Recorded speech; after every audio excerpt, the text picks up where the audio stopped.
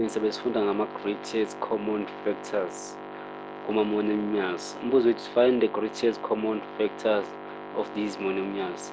Lana term greatest common factor isho ubukhulu, like term enkulu, amakhulu azongena la kulawo monomials womabili.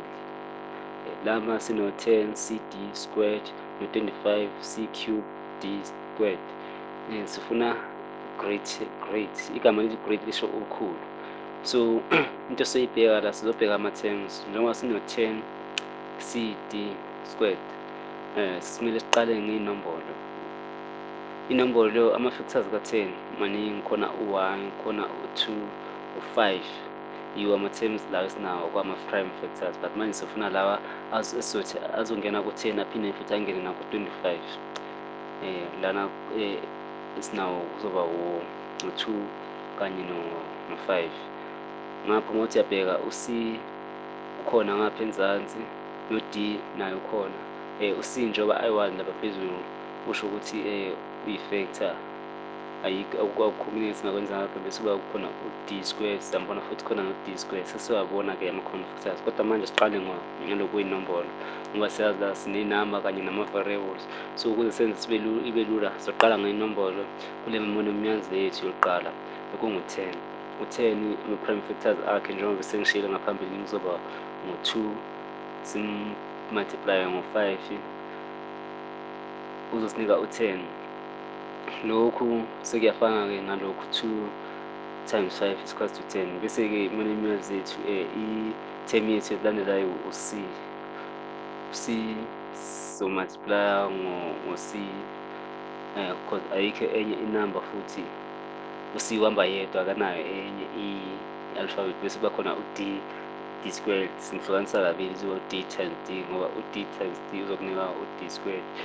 Zonke inamba lezi njengoba uzibona la phezulu, lama-terms lawa uma waphindaphinda wonke azokubuyisela futhi kuyo le 10 cd squared njengoba ibona inje. Futhi manje ngisiyenzisa kule ndlela elula ukuthi nanengane encane ngakhona ukubona ukuthi kwenzakalani la. Bese siya kule monomial yethu yesibili sino-25.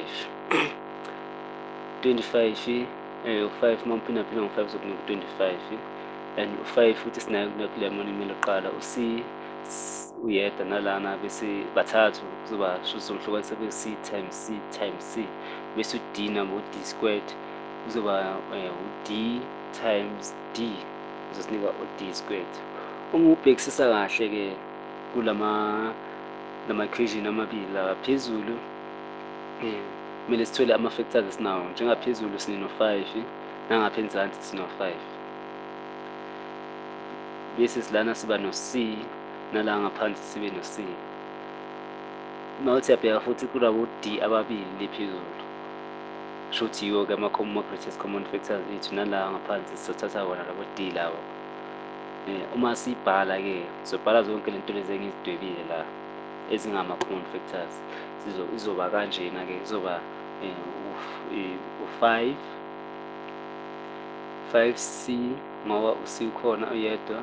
Bese abo D babili izoba D times D is equals to 5C. D times D is equals to D squared. Sesiyotholile-ke lokhu-ke yiyo i-greatest common factor. I believe bayifuna yiyo-ke i-greatest common factor engena kuwo mabili lama-monomials lawo. Kusho ukuthi lokhu-ke kuyiyo lento le besifuna-ke, i-factor enkulu.